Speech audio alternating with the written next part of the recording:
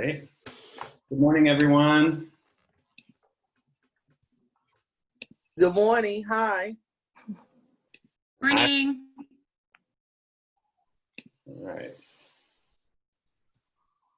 Oh, I'm dealing with a little bit of technology drama, so please excuse me. We're going to be a couple minutes late getting started.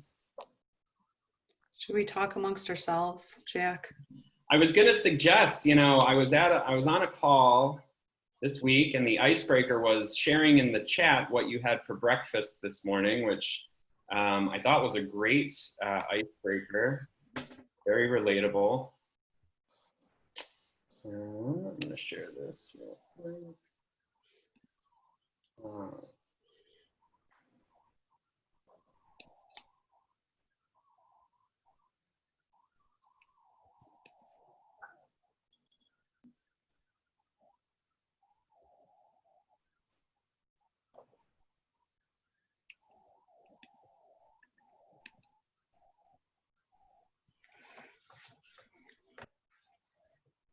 All right, Sharon had oatmeal, classic, really timeless. Me too, Sharon. That was every day. Oh, Natalie, sorry to hear about the Zoom difficulties. I can feel that. Ew, Jonathan is speaking my language. For what it's worth, I had too many pieces of Danish kringle that someone sent me for my birthday last week, and I'm almost done with it. I'm probably one day away from finishing it.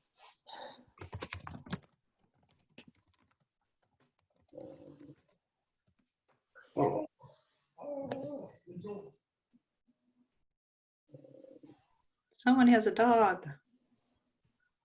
All right. I'm just keeping an eye on the waiting room. We have a few people still joining. I'll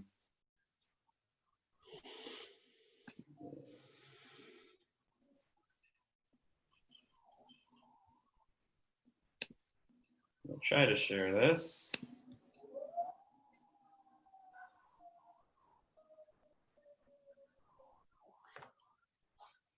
All right. Can everybody see the slide that I'm sharing here? Yep. Cool. All right, so I wanted to get started. We're a few minutes late thanks to some technical difficulties that I had. Please keep the chat going on breakfast. It is the most important meal of the day, I've been told. So thanks everybody for joining us. My name is Jack, and I am one of the 5 co-leaders of the Detroit chapter of the Communications Network. If we could, if you're new to Communications Network or new to ComNetworkDETROIT, please drop a note in the Zoom chat and just introduce yourself and let us know where you're joining from. For those of you who are new, ComNetwork is, and I always read this verbatim, it's a collegial, peer-driven community of foundation and nonprofit communications professionals who share ideas, evidence, and lessons about how smart communications improve lives. Here in Detroit, we are one of a number of different local chapters across the country who organize these meetups throughout the year. We hold our meetups typically monthly. We had been doing them Friday mornings. We've kind of started to mix it up now that we are not beholden to a physical venue to meet in. And so we send out alerts about our new events via Facebook, as well as via our MailChimp list. And I'm going to be dropping links to both of those in the chat here in case anyone isn't following and would like to. One final bit of housekeeping before we get into the session. I did want to mention that next week, ComNetwork National will host its annual conference for the first time in a fully virtual format.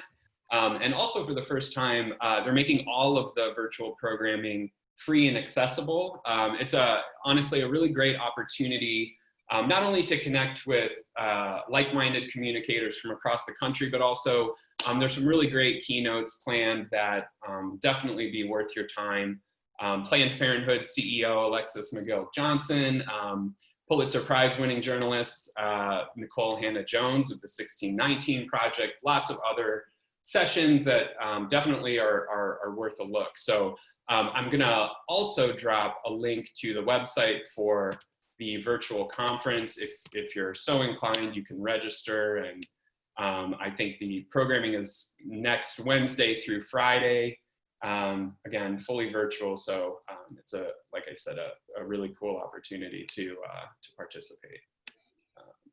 Got a couple more people joining.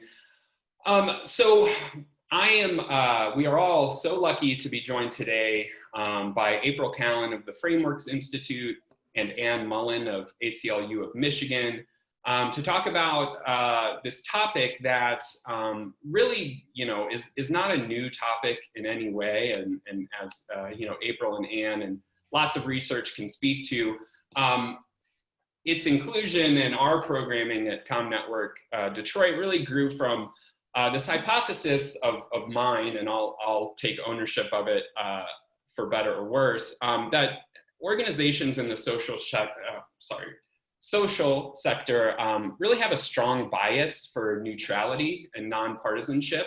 And obviously when I say social sector, that's a really wide variety of different types of organizations, all of which have different factors that they need to weigh in deciding how they represent their values and their work. Many of our organizations obviously avoid political activity for purposes of tax exemption status. Many others represent or depend on support or funding from a range of constituents that may have diverse ideologies. And I think just as a matter of principle, a lot of organizations in our space really value inclusivity and open-mindedness and really try not to alienate anyone from being able to engage with them. But whatever our motivations, staying above the fray can feel especially challenging in the current social and political climate. I'm sure we've all seen the research. Pew does great research on this about political polarization. We know that polarization is at its highest point in a generation. That gap is growing. And I think what we've probably all noticed is that values that were probably once considered universal, ideas like liberty and freedom and justice and charity and equality and patriotism, today are fairly or unfairly aligned, not just with ideologies, but with specific political parties. And, obviously the events of this year, pandemics, social movements, not to mention the presidential election, have all kind of exposed the polarization probably to a greater extent, not that it hadn't already been there. So the question we want to discuss today is, in this era of hyper-partisanship, how can we as communicators represent the work and values of our organization faithfully without alienating people that we need to achieve our missions? And I think, April and Ann, with their experience and expertise, will bring different perspectives to this question. And I think one of the things I want to say, throughout our time together today, I hope you'll continue using the chat window for discussion and also send us questions. I think we're going to strive to save at least 15 or 20 minutes at the end of the hour for questions and discussions and sharing. So please continue to do that, and I'll be monitoring the chat window throughout. All right. So to get us started, I'd like to introduce April Callen. April is a senior strategist at the Frameworks Institute. Frameworks is an independent nonprofit research organization that was founded in 1999. And Frameworks works to increase the capacity of the nonprofit sector to frame discourse for social change. So Frameworks conducts research, develops resources, all of which are available to the public and are designed specifically to help communicators effectively advance their agendas. So April, you wrote to me a couple months ago and said that despite political polarization, Frameworks still advocates for appealing to shared values, and that you don't see them as partisan or polarized right now, and that they're still widely held by most people across most identities. So I'd love if you could introduce yourself, let us know a little bit about your role at Frameworks and what Frameworks does, and then also specifically about how Frameworks methodology might be particularly useful given our current climate. Sure. Thanks, Jack. And hello, everyone. Really happy to be here with you this morning. So yes, I'm a senior strategist at Frameworks, and that means that my role is a little unique in that I do all sorts of things. I'm one of the people on the team that does the trainings and workshops and helping advocates better understand our research recommendations and be able to apply them to their communications. I also work with organizations that are very network heavy or coalition heavy when you want to get a field around a certain idea or set of issues. So I do that work as well. And then internally at Frameworks, I lead our equity working group. So working with staff to figure out how we can be more equitable in our research processes, how we engage partners, sort of the approach that we take when we work on different social issues, and then of course, just shifting our own organizational culture to be more inclusive and equitable. So at Frameworks, one of the things that we do that I think is a little unique from other types or forms of communications is we start from the place of culture.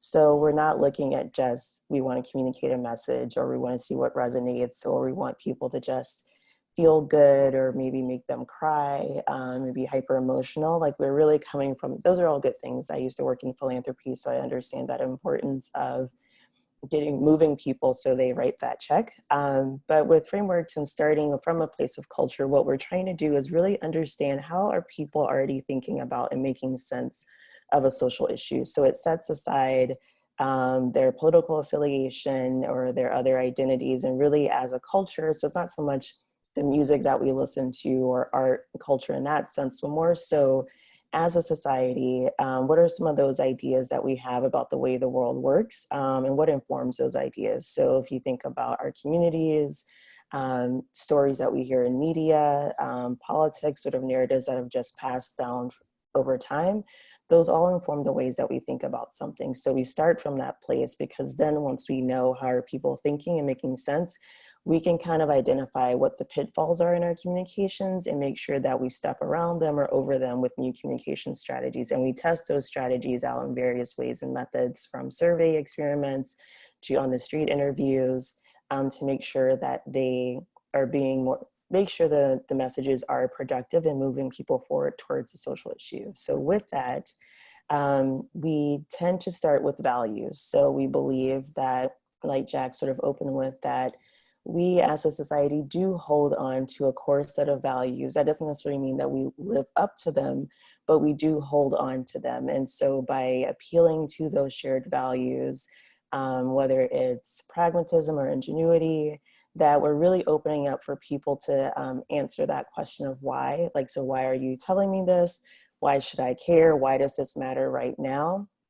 It's a place or a way to bring people into the conversation. And then from there, we begin to get into what the problem is and what the solutions are. And I could go on and on. So Jack, you should definitely tell me to stop or say more. No, I mean, I think that's great. I think, I would like Anne to weigh in and kind of introduce herself as well. I have a couple follow-up questions, April, for you, and I hope our participants as well will send in some questions via the chat, and I think we can kind of open it up after that as well. But to introduce Anne, Anne is a communications director at the American Civil Liberties Union of Michigan. Through direct legal support and lobbying activities, the ACLU, which I just learned is celebrating its 100th birthday this year, I think, seeks to defend and preserve the rights and liberties of every American. So Anne, I think the ACLU is an interesting example of an organization whose mission, from where I sit, should appeal to our, those shared values that April has described values of liberty and equality and justice and our a defense from tyranny. And yet it seems that ACLU has developed a reputation as a sort of liberal or left-leaning organization. I think you put it earlier this week that some might call it an quote official arm of the Democratic Party. I don't think that's probably a fair characterization. So I'm curious, can you share, sort of your impressions of that phenomenon, kind of how your office manages communications, given the ACLU's mandate to work, across ideological boundaries, how your strategy may have changed or not changed this year in light of all that's happening. Yeah. Good morning, everybody. As Jack said, I'm Ann Mullen, Communications Director. I've been with the ACLU almost 3 years now at our Michigan affiliate, and came from journalism background, was investigative journalist for 20 years. And in thinking about the work we do and thinking about this conversation today, it occurred to me earlier this week, as a journalist, one of the things that I would always consider is I didn't care who the source was, where the information came from, as long as it was credible and there was a good story to tell. And it's similar in the work we do at the ACLU in that we have a mission, we stick to that mission, we have principles, we have values, that is what we communicate, and we will always preserve those principles and mission. And as Jack said, we defend the civil rights and liberties of all Americans, but actually we defend the rights of everybody in America, which is why so much of the work we do, a major area is immigrant rights, like suing to reunite separated families whose children have been taken and put in cages. It's been a giant part of our work during this administration. But in thinking about that work, one of the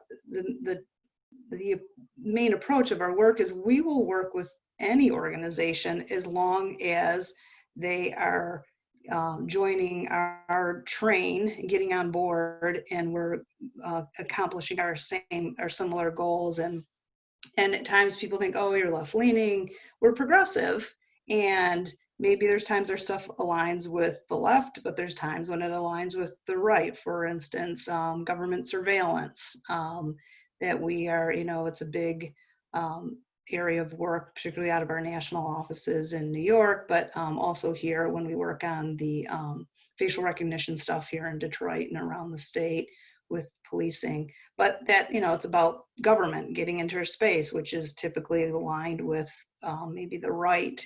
But then there's areas that, like, for instance, right now, one of our big areas of work is the Smart Justice campaign, and it's many years. It's has audacious goals of ending mass incarceration or cutting it in half, and ending racism or eliminating racial disparities in the criminal legal system. And just this week, one of the major efforts is to change sentencing laws, to get rid of mandatory minimums. And so we're finding ourselves, which we've done for years, to me it's fairly new. Again, I've only been here a little less than 3 years, but we work with Americans for Prosperity, created by the Koch brothers. We work with the Mackinac Center, which often has, conservative points of view or considered conservative, but we work together. We just this week, I drafted a statement with our values, which we won't veer from, and then Americans for Prosperity, they have their values, which is saving taxpayers' money if we get rid of sentencing laws in the way they're created right now. For us, it's about ending racism and how sentencing laws puts people needlessly behind bars. And that will always be how we message, and we'll always stick to our values and our principles. But getting back to how I don't think how we operate in the time of COVID, in the time of Black Lives Matter, has changed how we function. It certainly has intensified the work, as I'm sure it has for everybody on this call. But what I really I love the work and I'm very passionate about it, but what I really appreciate is that it's all based on our principles, our values. We are the steady force and always have been for 100 years of sticking to a good example, for instance, when COVID began and there was, arguments about wearing masks, not wearing masks. And I thought, oh my gosh, if we are the organization that tells people, no, you have a right to not wear a mask, I thought, I don't want to do that messaging. I'm not surprised and was happy to see that it was all based on, no, we follow the recommendations of science. Our work is based on the facts and the research and the science. We are the voice of telling the truth based on the facts and the research. And it's a steady voice. It's not, we can be passionate, but it is not snarky. It is not name calling. It is not picking sides. It's all about maintaining that neutrality and that nonpartisanship. I could go on and on as well, but just to give you a sense of the force and the strength of the organization, there's just incredible expertise and knowledge and institutional knowledge at the office where I work, which we have 3 offices around the state, but we have 54 affiliates across the nation, including Puerto Rico, 3 in California, 1 in Washington, D.C. The amount of expertise at our national ACLU offices in New York, we rely on experts there that have various, areas of knowledge, whether it's voting rights or surveillance or executive powers, that I seek and lean on, and we all do. But and just to give another example of like how we maintain our neutrality is we've sued Governor Granholm, we sued Governor Snyder, we sued Whitmer, we've sued Jocelyn Benson, and some people don't see those things, but our advocacy is about our advocacy. And if you're in the way of it, after we've strategically tried to negotiate to get where we need to go, at some point, we're going to pull the trigger on one of our tactics, which is filing a lawsuit. But we also, as I mentioned, we have certain campaigns which are grassroots based, and we work with hundreds of coalition partners on all of our work, again, from Americans for Prosperity to Just USA, which works with formerly incarcerated people and advancing criminal justice reform. So just to give you some sense, I'm just looking at my notes if there's other things, but let's see. But yeah, people say, boy, ACLU, you work with a lot of strange bedfellows. Well, these bedfellows we've been working with for years, and they just become our fellows at this point. And sometimes progressive or left organizations, get annoyed with us for who we're working with, but we are here to represent the rights of all people in this country. And we have to be strategic, and we don't sacrifice our values or our principles. And, we move ahead. And if you're and part of that is being super respectful of both sides of the aisle, of different points of view, and maintaining our own voice and leaning on, our 100-year mission. Great. Thank you, Ann. I have some follow-up questions, and actually, I'm glad that you mentioned facts. Facts are having an interesting moment, and I actually want to come back to April on this because April, one of the testimonials that I read on the Framework's website related to sort of Ann's grounding in facts, and also related to a question we got from a participant. One of the testimonials on the Framework's website says, quote, "We understand that not everyone will share our views, but we're often puzzled and frustrated when the facts we wield don't win more converts." Being that we're in this era of alternative facts, can you tell us a little bit about why you think framing as a communication strategy can help appeal to shared values even when facts and data can't seem to get traction? Yeah, for sure. So facts on their own are not super appealing. We, as the folks who are deeply involved in this work, we love facts, and of course, everyone should love facts. And as a science and research-based organization, we are in support of facts as well. But just when we think that we can give someone the fact and like that's the truth and that's it, like it just does not work that way, unfortunately. And so where framing can help is really couching those facts around the set of values, around some other framing strategies, to understand, it's not necessarily meeting people where they are, but it is understanding that you need to show people why they need to be invested in what you're saying to them, but also the role that they play. So values can help set that up. And then there are other communication strategies that go along with facts. So you might need to explain the assertion that you're making. You might need to give examples of how that is played out. So if you take, for example, our work in housing, and especially around, I think, like racial equity, or if you're talking about disparities, is oftentimes in our space, we have the habit of saying something is inequitable and just that it is, and expect people to come along with that. But because of people, the way folks understand different social issues, their own sort of biases or their social location or what they assume to be true, again, and that's where that studying culture comes from, is we have found that what's a more effective strategy is to lead with a value, something like interdependence or fairness across places. So it's something like your zip code should not determine your outcomes in life. And then that sets you up to then get into the facts of right now, that's not the case because of inequities that have been around for a long time, like thinking an example like redlining, for example, being able to explain what that is, the harm that it's caused, and the effects that we still see today. And then making sure that your communications offers some sort of solution. So it's not that sharing facts is the strategy and that's it, but like really facts are just part of, like we're a metaphor organization. So I'm trying to think of a metaphor on the fly, can't do it.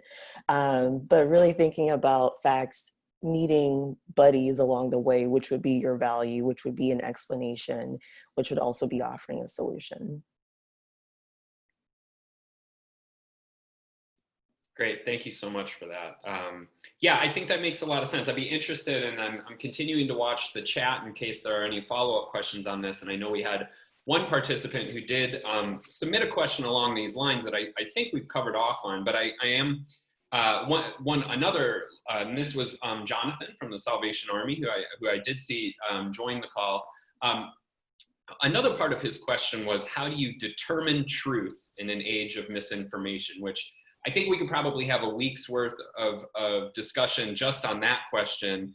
And I guess I invite either Anne or April to weigh in on this idea of mass misinformation, how that has complicated the communications landscape for those of us who are working for social change, and really what are the solutions that we may have, knowing that there is, misinformation is in the water supply, skepticism is high among consumers and audiences.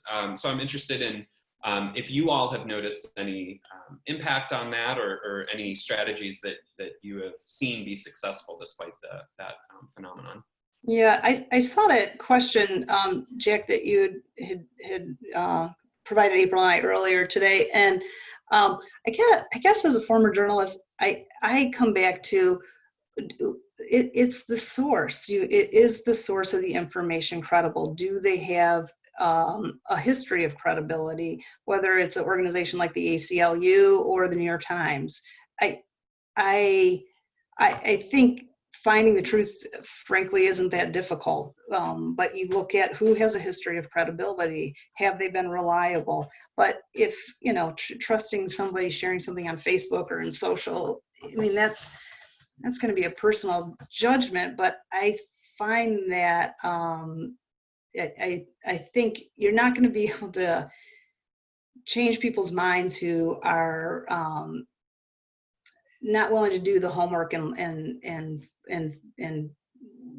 are willing to believe nonsense. The world is, the planet is not flat. It is, and so I find that frustrating, but how has it changed? I don't think it's changed how we do our communications. I think as April pointed out, we stick to the facts. It's all based in facts and research.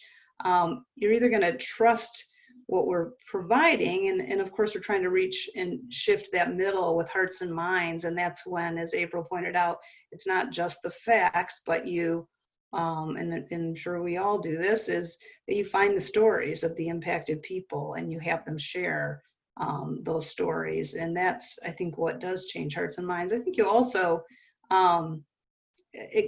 despite people's, trying to decipher what's true or not true, I think a lot of that is based on people's fears. And I think getting to the core of what people are afraid of.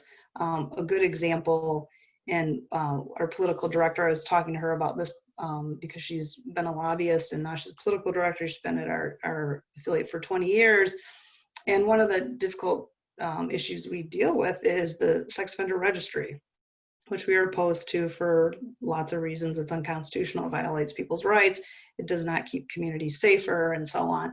But the discussion was with those who want to maintain it, whether it's law enforcement or prosecutors, is what is your fears about if this registry went away, and how can we meet? And like both had the same, our political director and the opposition had the same fears, and like just getting to those fears and acknowledging like, what is this rooted in, this, which, and the fear was, oh, everyone will come off the registry, and our fear was no one will come off the registry. But neither of those are true. But so having those conversations and be willing, I think, in part to be respectful, be kind, be empathetic of why people are grasping at false information and trying to put things forward and changing hearts and minds. But some people, I just think you're not going to change because there's a need to grab onto false information to support the values that they have to begin with, that they're not willing to shift.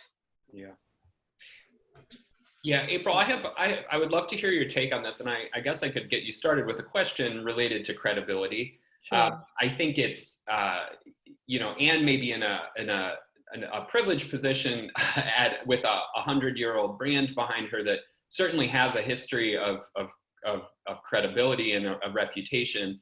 I'm interested, do you think it's possible to build credibility in the current environment? Are there strategies that you might suggest that could help organizations who are working in this space establish themselves as a credible source for information? Yeah, so when I hear questions like that and just following these different conversations, I think something that is a reality is that I know that one of the big themes, if there was like a bingo card for like phrases of 2020, one of them would be in these unprecedented times.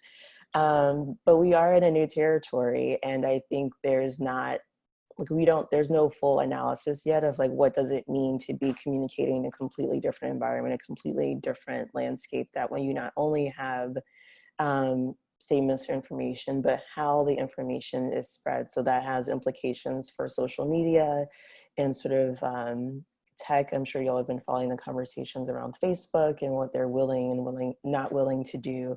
That does have implications for how information is shared. It is just a new territory that we're in.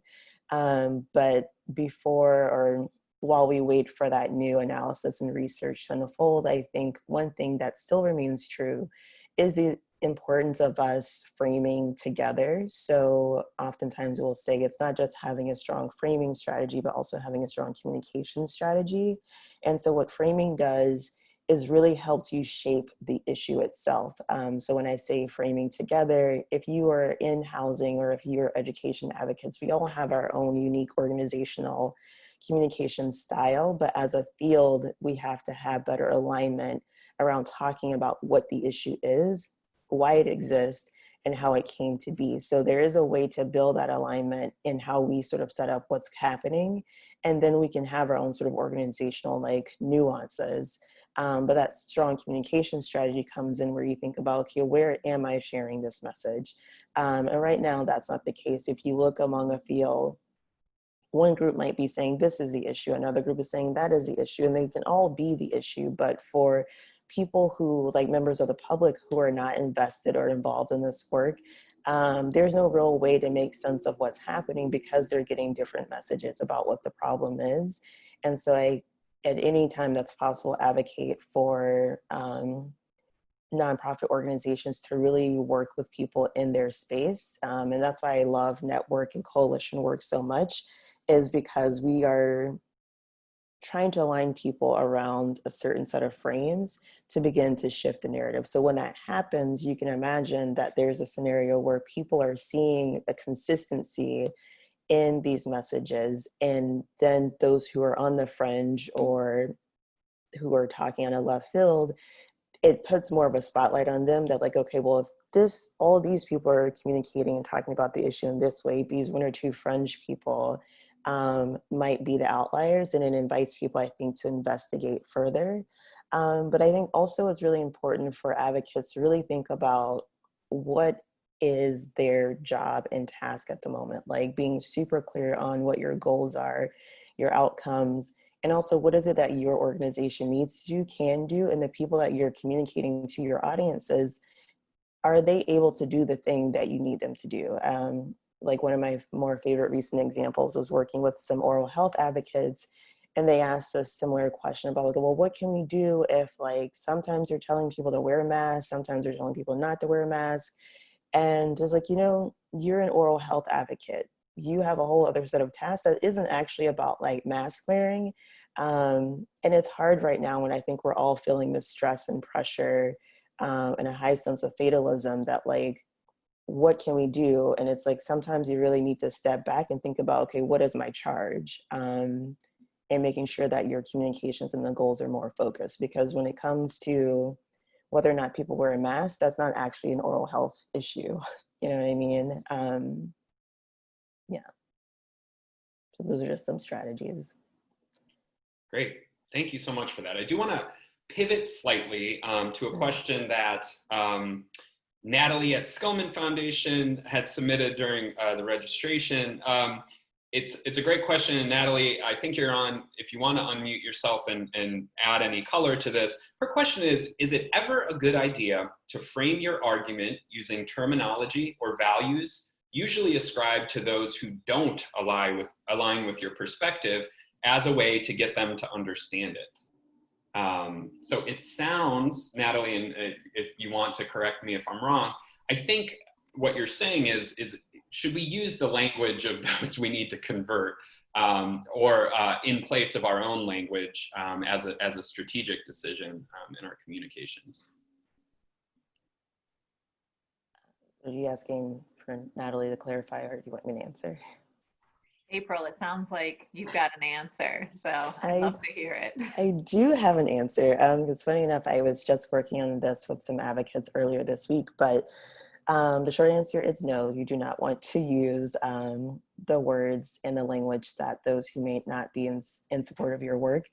So one of the things that we advocate for, I'm sure you've heard in PR, bridge and pivot, where you find a way to answer a question without actually entertaining what someone said. So what we do from a framing perspective with bridge and pivot is trying to analyze where is the question coming from. So for example, with some of the folks I was working with earlier this week, they are trying to tell more systems level stories. And so I'm sure you've heard that we need to be moving away from the individual story to a system story.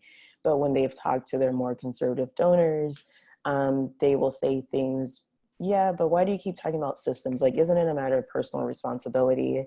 And so within that question is incredibly loaded. So you don't want to say, yes, you know, we do all have a certain level of personal responsibility, and we do have to take some level of control over our lives to make sure that we ensure X, Y, and Z outcomes. We don't want to say that because people already think that. And we don't want to affirm a belief system that they already have, especially if it's not helpful or productive to our mission. So if our mission is systems change, we need to keep them in that frame. And so from a framing, bridge, and pivot perspective is once you've analyzed where that question is coming from, then you bridge by saying something like, that's a really great question. then you can move into that value statement. So that example I gave was, again, where you live or where you're born should not determine or dictate your outcomes in life. And right now, that's just simply not the case. Because of decades of X, Y, and Z policies, that's left communities in distress and having poor health outcomes because of blah, blah, blah, blah. And explaining what the effects of those poor health outcomes have been. And then saying, we need communities to work with developers, to work with schools, to work with public health institutions to ensure that the foundations of health for our communities are strong for everybody. And that takes all of us. So it's like you've answered the question, but you have not actually engaged their personal responsibility piece. You've reinforced or reaffirmed your message about systems, and you didn't actually name systems. Again, you just talked about all the players and actors involved in that social change. Yeah, I think April is spot on, and it is something I struggle with. We land where you just described, April, but for instance, this week again with we had some focus groups pre-COVID, but not that. I can't remember. It was last fall, I think, and we were in Southfield with various groups, and we went up to Grand Rapids, and we were talking about, again, our smart justice, particularly about bail reform and where people landed on it. And so another organization put together, like, here are the talking points that really came out of this focus group that you guys should consider. But part of it was landing on, saving money and helping taxpayers, and what was the other one? But it may reach that group, but we're not going to talk about that. That's not going to be our focus. I mean, our focus will be on the similar to what you said about your zip code should not determine, your trajectory of where you live, and your finances. And healthcare it's similarly like how much money you have should not determine whether you sit in jail or not, and that's what bail does. So there's that way, but we certainly wouldn't be like, yeah, it's going to save a bunch of taxpayers money and talk about things the way other organizations might, that we just don't have the same values and principles. Yeah, and I was interested, I was going to follow up with you about specifically policy agendas and with the ACLU, and as some may or may not know, in addition to your kind of direct legal support, you do have policy activities as well, as you mentioned. And I was particularly interested, given your ACLU's bipartisan kind of mandate to appeal. I noticed that, for example, you used the term reproductive freedom as a way to frame that particular pillar of your policy agenda. And I would imagine that was not an accident to include the freedom part, given your perspective, your sort of charge to defend freedoms and rights. And so I'm curious to know, I don't know how much the comms shop specifically works in the policy space, but particularly framing policy around individual rights, and whether that can be a tricky situation when I think a phrase probably like reproductive freedom may resonate different ways to different political parties or ideologies. So are you asking, like, how does comms help, like, frame the messaging when it comes to policy, or? Yeah, I guess I'm curious if there have been any, if this is a deliberate decision. Yeah, I mean, the reproductive freedom, I think, has been around, it predates me, and that's based on tons of research, but it also, we don't operate in a silo at all. I mean, we're working with the abortion rights activists, and abortion rights is what we also say. It's a right. Have an abortion is a right. And we're very clear about that it's not pro-choice, it's you have a right to an abortion. But all of that is to say that didn't just come from us. It came from, like, lots of research, lots of polling, but working with our partners and in the Women's Rights Project out of National. Sets those policies and does a lot of the heavy lifting for the affiliates around the nation. Is that right? Is, you know, under attack intensely around the country. So to get to your question, I guess I'm trying to think about it around, here's a good example maybe that gets to what you're saying or asking, Jack, is, for instance, we led the coalition about Proposal 3 to expand voting rights.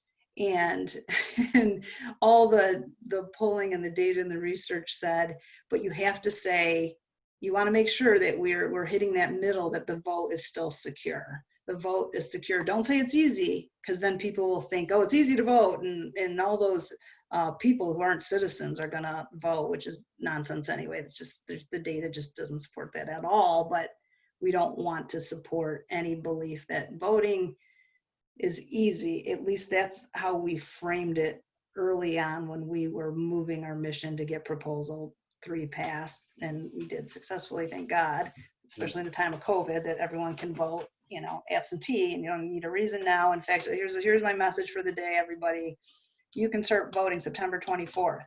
You can go into your clerk's office and vote. You can just do it. You have 40 days before the election. A lot of people don't know that. You don't have to wait in line. Just go in, wear your mask, and vote.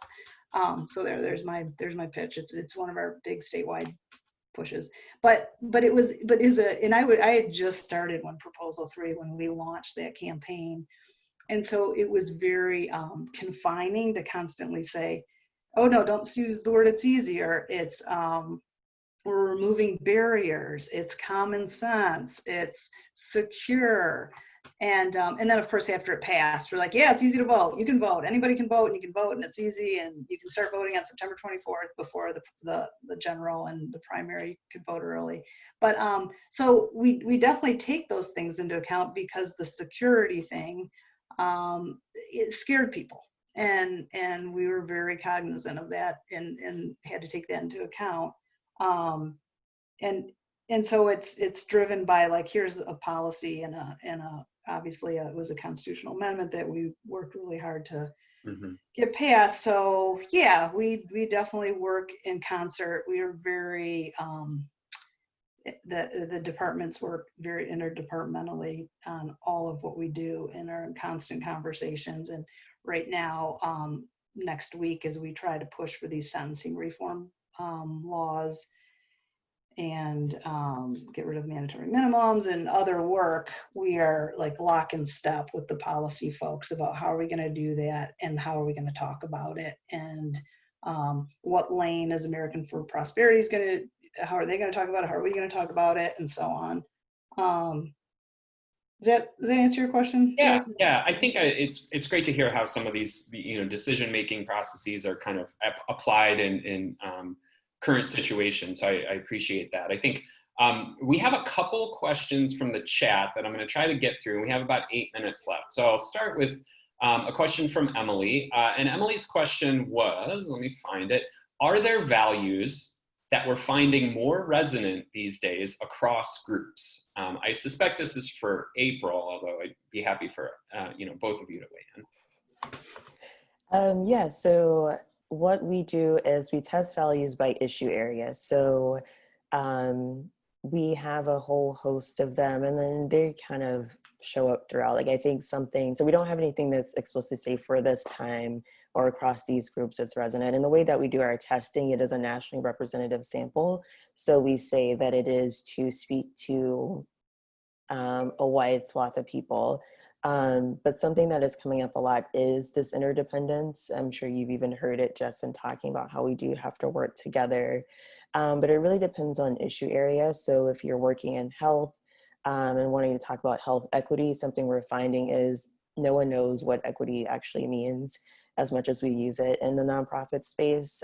People still think about it as like a finance or a housing thing.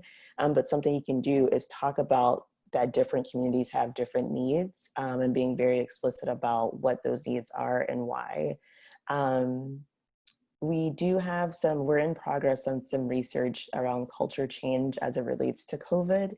And we're not in that phase of the research yet to be able to recommend values, but something we have been finding is that people are having a better understanding of systems. They're not quite there yet on how race plays into these different systems, unsurprisingly, but they do have a better understanding that if you're looking at housing or education, that all of these different systems actually affect people. So it's like shifting away from the individual thing more towards like that broader collective, which is really promising. But I can make sure that we follow up just as that new research unfolds to share with this group if there's anything values in there that we were finding that is working right now. Great, thank you. We also have a question, I think that is as well about a language from Tammy. Tammy asks, what is the right balance between using language that more accurately reflects the root causes versus accommodating where people are at? As an example, talking to a largely white business audience about the challenge of, quote, white supremacy culture characteristics, is it better to use different terminology that feels better for the audience? Or is using that language better because it provokes or makes clear what you're talking about? Yes, so something that I tend to do and think of is that we have to be mindful of, when I say like meeting people where they're at, be mindful of, is it your charge or responsibility to teach this community about white supremacy culture? So you can talk about white supremacy culture without naming it, because I do think that these issues are can be deeply personal. And when you say things like that, I personally am in 100% of that, but that's sort of a learning journey or process that people either have to invite you into or they have to sort of uncover on their own. Because if you go into a space like that where people are not involved in this work, have no awareness, it's very easy for people to take it personally and think that we're accusing them of something. And even though we might be, and we might be justified in that, people just don't respond well to thinking that we're blaming them personally for something. And so that's why I think you can talk about how policies from the past, history, these different systems, culture, implicit bias, you can talk about those things without using those exact terms. And really, again, where your communication strategy comes in, how can you scale up to that? So like, what would phase 3 look like, where you can, once you've built that relationship and have built that trust with an audience, to get into some of those more explicit terms? Excellent, thank you, April. And we do have one more from Natalie, I think along the same lines. Is there a benefit to claiming or reclaiming loaded phrases? And I think this is a great example that Natalie shares. For example, should the liberal left try to use and redefine freedom or patriotism? I think probably other values that may currently be coded in a way such that they're ascribed to different ideology. Yeah, I think that question is hard to answer because like the closest I can think of is like school choice, for example. So we work with some public education advocates who wanted to reclaim choice, to say, you know, like we choose. And the next part of that was those communities choose public education for their kids, but it's very difficult to reclaim a phrase or a narrative that has been branded by, say, your opposition. And so I think with something like freedom and patriotism, like this is just purely like speculation. I would imagine it would be really difficult to reclaim something like that because, again, it has such a strong connection to a certain group of people, a certain ideology. And when you meet people in that space, you're sort of inviting them to question and challenge that, because it's not just an attachment to the word, but there's a whole set of belief systems and culture behind that word. And does your work reflect what they associate with that culture? So I would find those more middle ground values instead. Great. Well, we have just a couple minutes left. On behalf of all of the participants, I just want to thank April and Anne again for taking some time on a Friday morning to share their experience and expertise on this. It promises to be a very interesting end to 2020. And hopefully as a group here in Detroit, we'll have the opportunity soon to see each other again in person. But just as a reminder, if you are interested in continuing to be notified of our upcoming events, I've shared the links in the chat previously, and I will drop them in there again. April, Anne, thank you so much. This was honestly really revelatory and very interesting. And if there are particular resources that either of you would like to share with the group here, I can send a follow-up email with links to any of those things. So thank you. Yes. Great. Thanks, everybody. Thanks, Jack. Great. Thanks, everybody. I hope you have a great Friday and a great weekend. You too. Take care, everybody. Thanks, everyone.